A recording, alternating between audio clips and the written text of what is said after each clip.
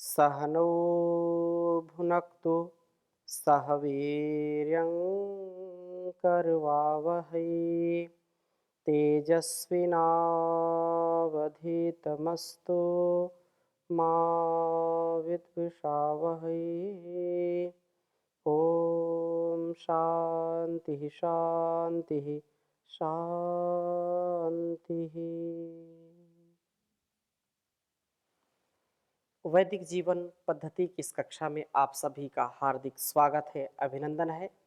वेदों अखिलो धर्म मूलम, वेद सब सत्य विद्याओं का पुस्तक है।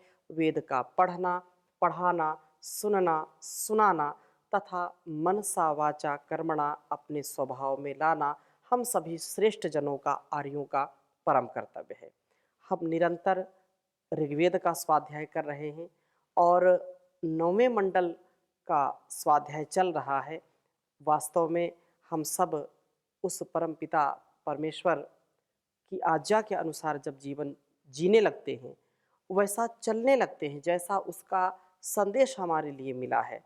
जैसे माता पिता गुरु की बात को मान करके उनकी संतानें, उनके शिष्य जब चलते हैं तो उनको अपार प्रसन्नता होती है और वे स्वयं उनका अत्यंत ध्यान रखते हैं, उनको सावधान रखते हैं, उनको हर प्रकार से बलवान बनाते हैं, महान बनाते हैं। उनका प्रयास यही होता है कि ये मेरी संतान है, मेरे शिष्य हैं और इनको वो बिना मांगे ही आशीर्वाद देते रहते हैं। और वास्तव में अपने माता पिता गुरु आचार्य का प्रिय आचरण हमारे जीवन को धन्य बना देता है। यह कल्याणी वेदवाणी हमको धन्य बना रही है, क्योंकि यह उस परम गुरु की वाणी है, यह उस परम माता परम पिता की वाणी है। इस वाणी को हम आत्मसात करें, अपने जीवन को धन्य बनाना है तो यह कार्य जरूर करना ही पड़ेगा।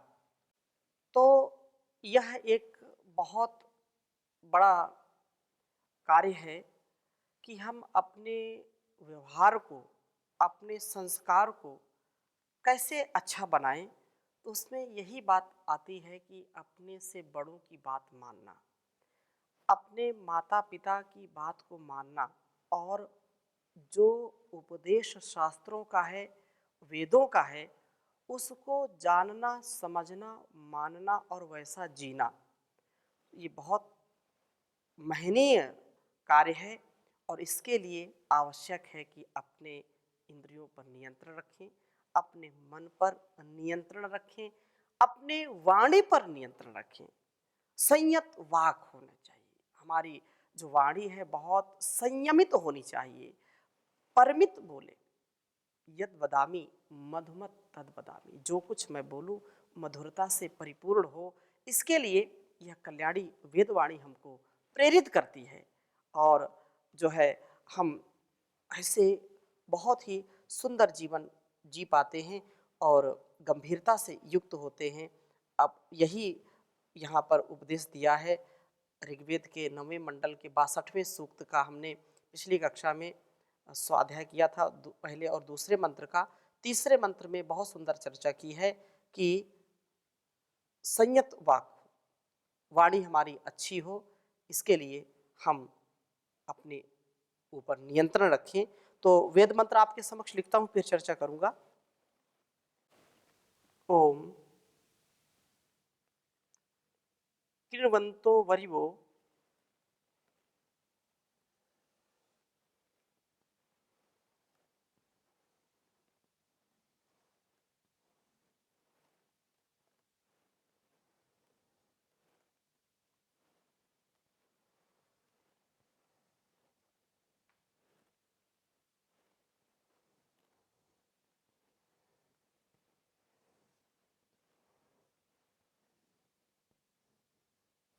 कृण्वन्तो वरिवो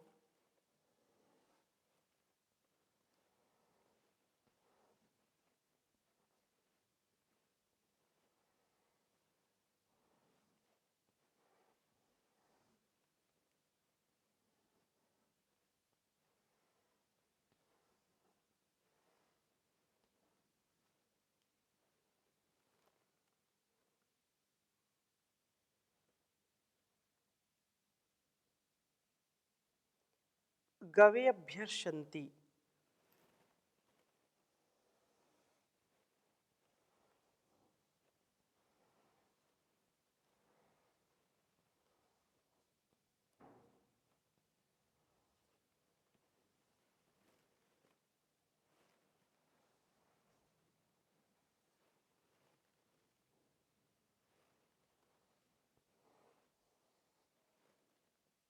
अभ्यर्षन्ति।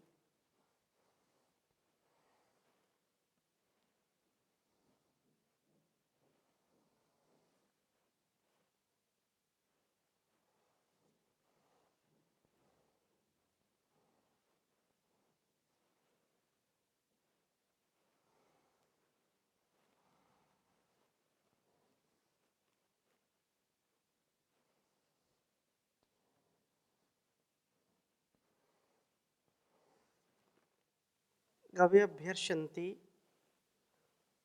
सुष्टुतिम्।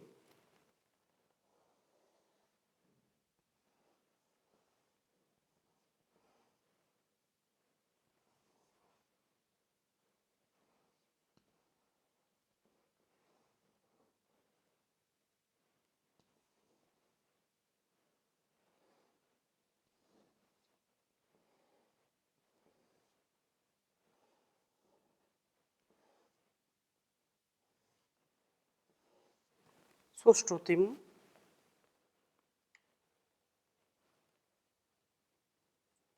इडामस्मभ्यं संयतम्।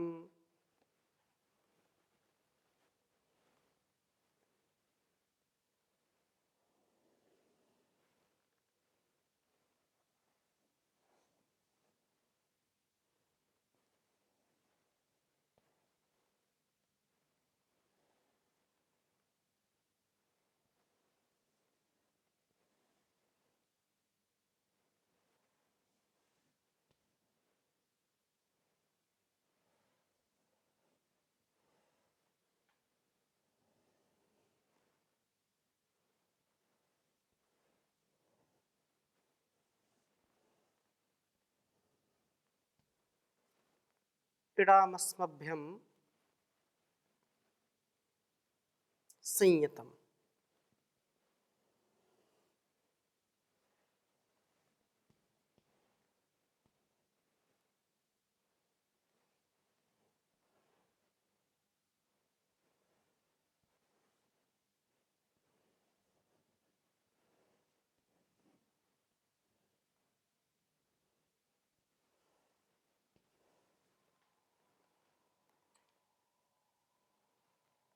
ऋग्वेद के 9वें मंडल के 62वें सूक्त का तीसरा मंत्र है।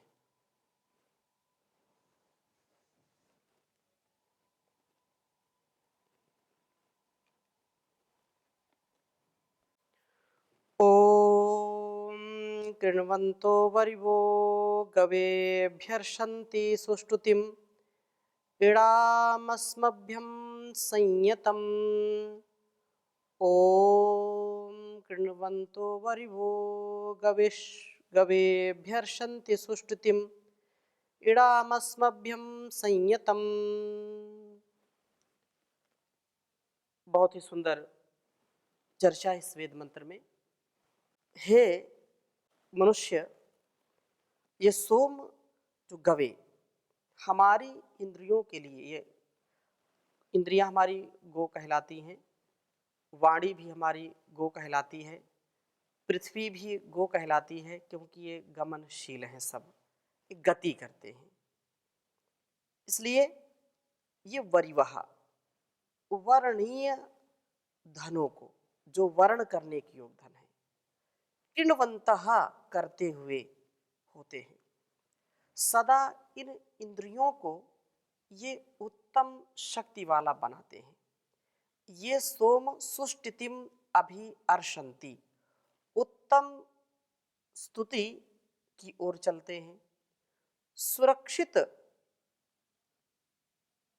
सोम हमको पूर्ण यशस्वी बनाता है, और यह सुरक्षित सोम स्तुति करने में, प्रार्थना करने में, उपासना करने में सहायक बनता है। यह स्तुति प्रवण बनाते हैं। ये सोम अस्मभ्यम हमारे लिए इडाम, इस वेदवाणी को संयतम पूर्ण रूप से वशीभूत करते हैं। इस वेदवाणी को हम खूब समझने वाले बनते हैं। यह जो उपदेश है, ये जो संदेश है, इसको हम समझ जाते हैं कि इसका अभिप्राय क्या है। हमारे आत्म कल्याण के लिए, हमारे जीवन के उद्देश्य की पूर्ति के लिए क्या कल्याणकारी है, क्या अकल्याणकारी है, क्या भद्र है, क्या अभद्र है, इसको हम समझ सके, ऐसी प्रेरणा हमको मिलती है। और इस प्रकार हमारे जीवन में एक प्रकाश आता है ज्ञान का। इस वेदवाणी से हमको अपनी इस रसना में, इस वाणी में भी ओज की प्राप्ति होती है जब हम उसका पालन करते हैं। अर्थात हमारी यह वाणी भी वेदवाणी का गुणगान करने वाली बन जाती है। हम हमारी वाणी को संयत करते हैं, अर्थात सोम के सुरक्षित होने पर हम संयत वाक होते हैं। हमारे मुख से कभी भी कड़वे वचन नहीं निकलते हैं। जो भी हम बोलते हैं, क्योंकि जो विद्वान होता है, धीर गंभीर होता है, उसकी वाणी में बहुत रस होता है, वो तेजस्विता से, ओजस्विता से युक्त व्यक्तित्व होता है और वह कर्कश, कठोर, हृदय को विदीर्ण करने वाला कोई भी शब्द बोलता नहीं है। वो जो भी बोलता है बहुत सधा हुआ, नपा तुला हुआ बोलता है। और वाणी का तो बहुत ही महत्व इस संसार में है, क्योंकि जैसी हमारी वाणी होगी वैसा ही प्रभाव इस लोक में हम अपना कर पाते हैं। यदि वाणी जिनकी बहुत कड़वी है, कठोर है, कर्कश है, तो उनसे अपने भी लोग कतराते हैं, अपने भी लोग बचते हैं, अपने भी लोग उनको पसंद नहीं करते कि इसकी वाणी ठीक नहीं है। जब देखो तब कुछ ना कुछ उल्टा ही बोलता है, कठोर ही बोलती है, जब कुछ बोलते हैं विष घोलते हैं, काली जुबान है, पता नहीं क्या क्या लोग बोलते हैं। तो वाणी का अत्यंत महत्व है। इसलिए जो संयमी होते हैं, जो ब्रह्मचर्य से युक्त होते हैं, जो वेद स्वाध्याय करते हैं, वेदानुकूल जीवन जीते हैं, शास्त्रोक्त, ऋषि प्रोक्त विधि निषेध का ध्यान रखते हैं, तो वे वास्तव में बहुत ही तेजस्वी हो जाते हैं। तो सोम रक्षण के विशेष रूप से 3 लाभ इस वेद मंत्र में बताए हैं।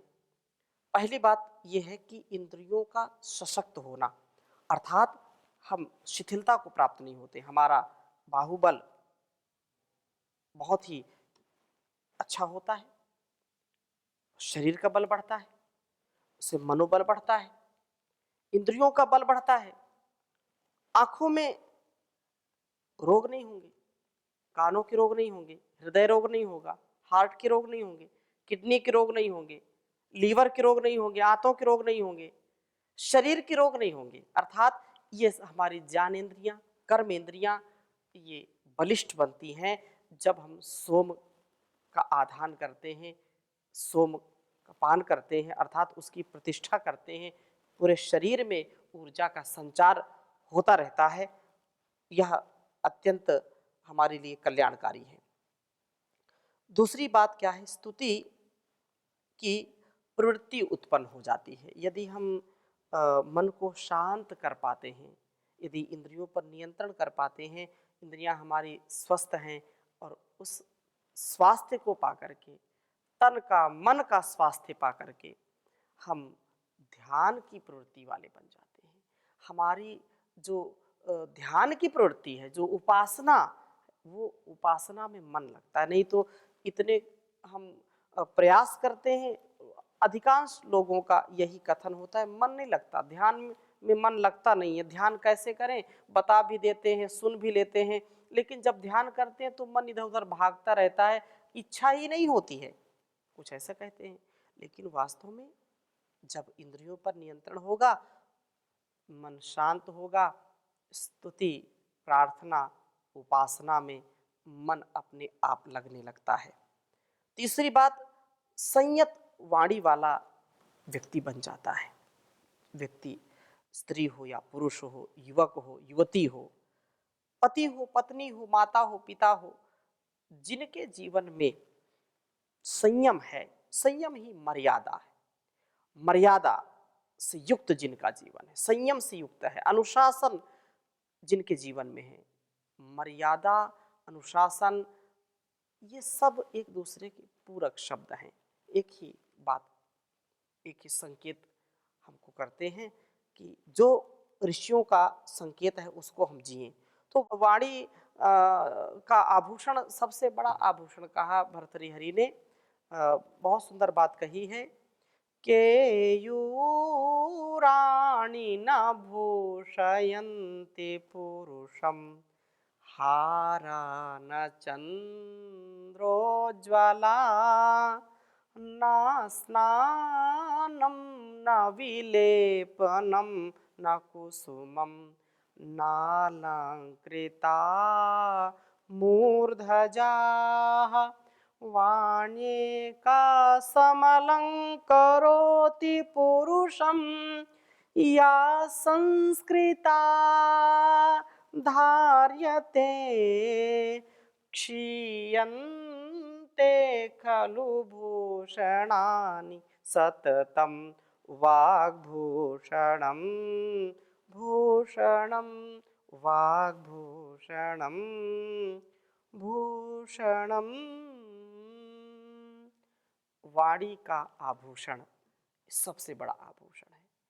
संसार के लोग जो आकर्षित होते हैं अपने शरीर को सजाने में, संवारने में, कोई मोती माणिक पहनता है, कोई सोना चांदी के आभूषण पहनता है, कोई लेपन करता है, कोई इत्र डालता है, कोई बार बार स्नान करता है, अलग अलग प्रकार से अपने शरीर को सजाने का, संवारने का, अलंकृत करने का कार्य करते हैं।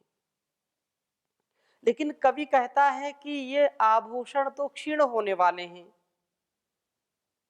चोर चुरा ले जाएगा, ये हमेशा काम आएंगे नहीं। शरीर शिथिल हो गया, शरीर बदसूरत हो गया, तो वो आभूषण उसकी शोभा बढ़ा नहीं सकते, कितना पहनेगा। परंतु सच्चा आभूषण क्या है? तो सच्चा आभूषण कहा कि वाणी का प्रभाव। यदि वाणी आपकी अच्छी है, वाणी सुसंस्कारित है, कब बोलना, कैसे बोलना, कितना बोलना, बड़ों से कैसे व्यवहार करना, छोटों से कैसे व्यवहार करना, कहां पर कितना ऊंचा बोलना, कहां पर कितना नीचा बोलना, ये वाणी का बड़ा महत्व है। तो ये ऐसा जिसने समझ लिया और जी लिया, तो वास्तव में ये सब जो संसार के अलंकार हैं, जो हार हैं, जो बाजूबंद हैं, या जो भी सोने चांदी के आभूषण लोग पहनते हैं, ये तो सब क्षीण हो जाते हैं, ये तो सब नष्ट हो जाते हैं। लेकिन वाणी का आभूषण, वाणी जिसको अलंकृत करती है, वाणी जिसको विभूषित करती है, जिसको संस्कारित करती है, उसका जीवन अत्यंत महनीय हो जाता है, क्योंकि ये सदा रहने वाली है। वाणी सदा, इससे सदा मधुरता से युक्त हो।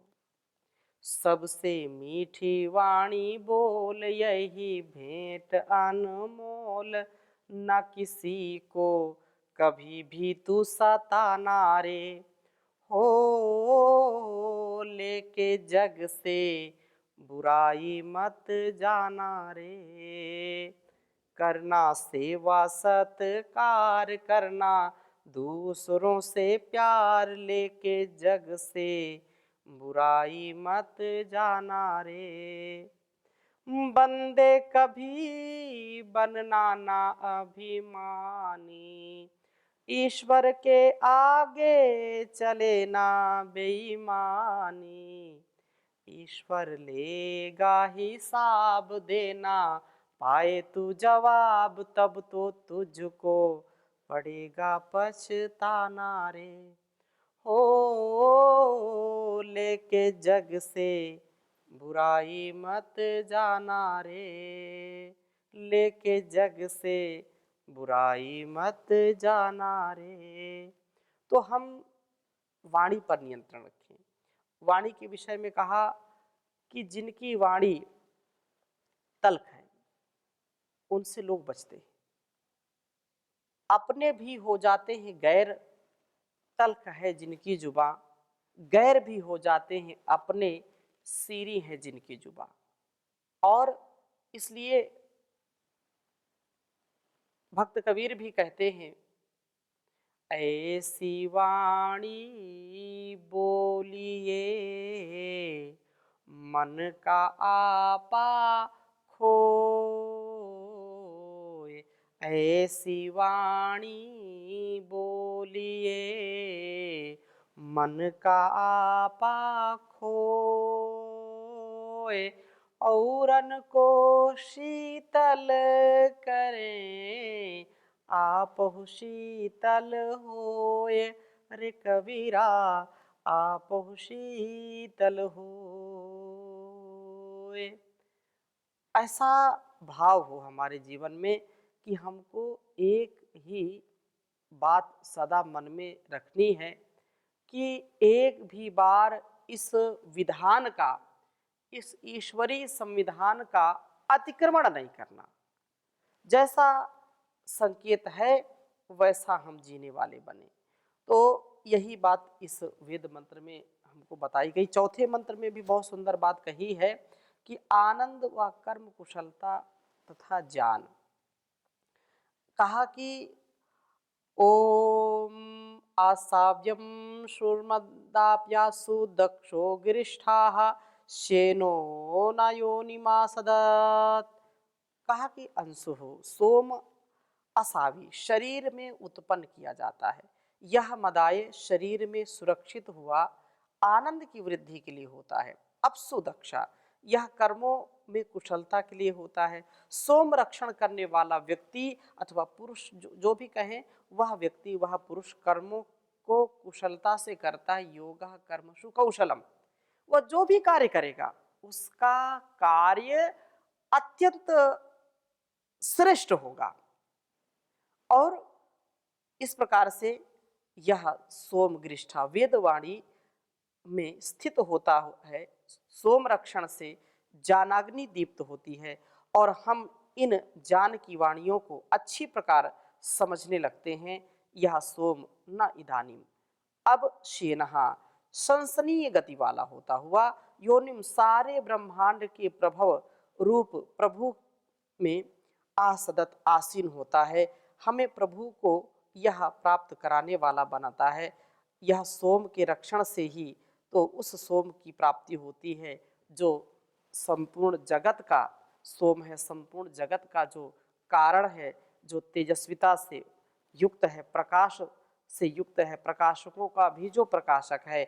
सुरक्षित सोम आनंद कर्म कुशलता ज्ञान को प्राप्त कराता हुआ प्रभु की प्राप्ति करा देता है। इसलिए प्रभु की प्राप्ति के लिए हमको सदैव उद्यत रहना चाहिए और इस प्रकार से जो जीवन जिएगा वो कभी भी निराश नहीं होगा।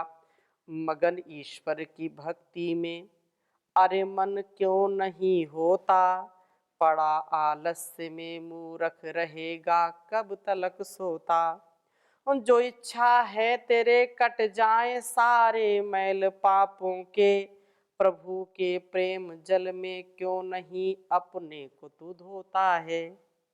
मगन ईश्वर की भक्ति में अरे मन क्यों नहीं होता, पड़ा आलस्य में मूर्ख रहेगा कब तलक सोता। विषय और भोग में फंसकर न बर्बाद जीवन को कर, विषय और भोग में फंसकर न कर बर्बाद जीवन को, दमन कर चित्त की वृत्ति लगा दे योग में गोता। पड़ा आलस्य में मूर्ख रहेगा कब तलक सोता। नहीं संसार की वस्तु कोई भी सुख की हेतु है, वृथा इनके लिए क्यों फिर रहा समय अनमोल तू खोता। धर्म की एक ही ऐसा जो होगा अंत को साथी, जो भटकता जा बजा नाहक फिरे सुख के लिए सालिग तेरे हृदय में भीतर ही बहे आनंद का स्रोता। मगन ईश्वर की भक्ति में अरे मन क्यों नहीं होता, पड़ा आलस्य में मूर्ख रहेगा कब तलक सोता, रहेगा कब तलक सोता। तो हम अपने जीवन को जगाने वाले, देश को दुनिया को जगाने वाले बने। सोना अर्थात जीवन को खोना। सोने का मतलब यह है कि लापरवाह बन करके, आलसी बन करके, प्रमादी बन करके नहीं रहना। जैसा संकेत, आदेश, उपदेश, संदेश यहाँ है उसको हम वैसा ही जिए तो बहुत ही महान जीवन हो जाएगा। इन्हीं शुभकामनाओं के साथ आज की कक्षा को यहीं परिविराम देंगे। शेष चर्चा अगली कक्षा में करेंगे। ओम शांति शांति शांति।